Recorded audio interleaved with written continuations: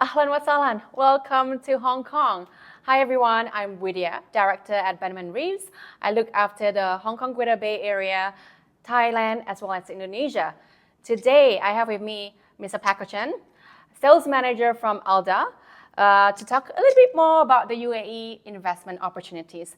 Perhaps we can start off by Paco telling us a bit more about yourself and the company behind Aldar. Sure. So my name is Paco. I'm a sales manager from Aldar, and I'm actually from Hong Kong as well. So I've been living in the UAE for more than 3 years, and then I've been working for Aldar for more than 1 year. So Aldar is one of the largest developer in the whole UAE and the master developer of Abu Dhabi. So we actually own around 90 to 95% of the market share of the primary market in Abu Dhabi. So we definitely have plans and projects in one of the most prime location in Abu Dhabi. Well, that's very important, I think, because as an investor myself, I always want to know what is the big picture master plan to know how I can actually grow my investment further. So that's good to hear. I know that UAE, we have 7 Emirates. I think a lot of people will also ask, we've only heard about Dubai. So Dubai versus Abu Dhabi, what do you think you can share with our audience? Yeah, of course. I mean, Dubai, is a beautiful market, and it has been ongoing since 2002. And it has gone through up and downs. And I would say now it's a very, established market itself.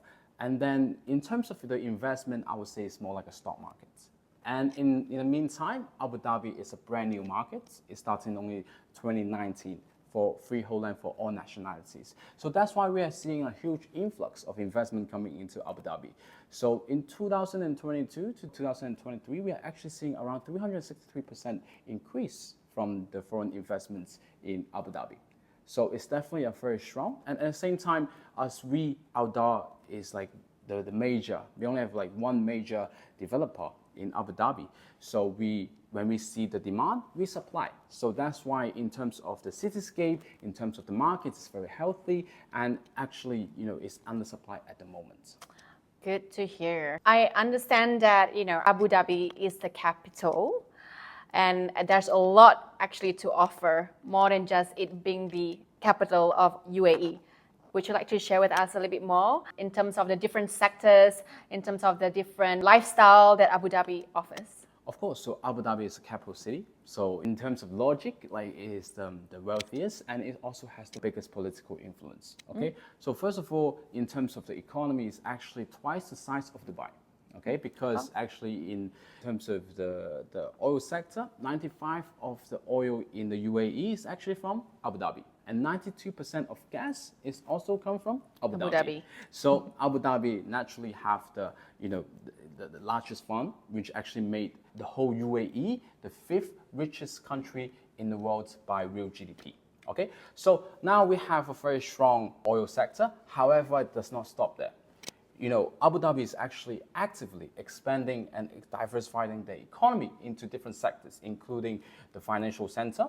That's, their ultimate goal is to become the top 5 financial center in the world, by 2030. And also we have the cultural districts, the tourism, which actually is located, is beautifully aligned with Aldar, because most of our projects located at the heart of the tourist attractions. So let's say Sadia Island. Sadia Island is actually going to be like an ultra luxury cultural island with more than 6 world-class museums. Yeah, I heard about that. Yeah, it's going to be huge because, by 2026, it's going to be one of the biggest cultural districts in the whole Middle East. Yeah. Think about it. Now you can actually visit the 6 museums from around the world in one location. Of course. Because I heard that the Louvre is already there. Yeah. Guggenheim, National History Museum, just to name 3 out of the 6. Yeah. And the beautiful thing about this is the potential, because out of these 6 world-class museums, only 2 have been built, and the other 4 is still under construction. And it's going to finish in around 2026. And now, even just because of these 6 museums, it already made the Sadia Islands the most, the most expensive land value already in Abu Dhabi. Wow. So, and the capital appreciation that we're talking about from last year, in average, we are seeing around 30% increase. Yeah, that's the highest capital appreciation in 1 year that we have seen in a ready project that we have. It's actually from Aldar as well. So, I mean, in average, we are talking about 15 to 20% capital appreciation in Abu Dhabi at the prime location. So it's definitely a very, very high potential, high investment value. And even for rents, let's say we have Sadia Island is perfect for capital appreciation. And then we have Yas Island, which is much more well-established island with the entertainment island. So I believe you already know. Yes, yes, I've heard all about it. I think from what I hear, you have Ferrari Road, you have Kidzania, Warner Brothers. Warner Brothers World, which is the biggest indoor theme parks in the world with the most iconic characters. And the Sea World, which is the biggest in the Arab world, right? Yes. What is it that you say that you do have ambassador? Of course. Right. Yeah. So yeah, that's definitely. So that's why Abu Dhabi Yas Island is gonna go global. It's a matter of time. Okay. So our first ambassador is actually Kevin Hart. Kevin Hart is actually our ambassador, our first one, and then it passed it on to the Aquaman, Jason Momoa, and then wait. I know this is the most exciting because I think everyone will be so happy to hear. Yeah. The third one, what I heard, is going to be Ryan Reynolds. Yeah, it's huge. It's huge, and even for our Chinese celebrities, Lo Yifei is also our ambassador for the whole Abu Dhabi. So again, it's a matter of time that it's going to go global. And for this Yas Island, because of the demand for the short-term rental is extremely high, we're talking about the estimated rental yield for short-term is around 10 to 12%. And even for the long-term, we are safely around 7%. So it's definitely a very strong market, which is very low risk.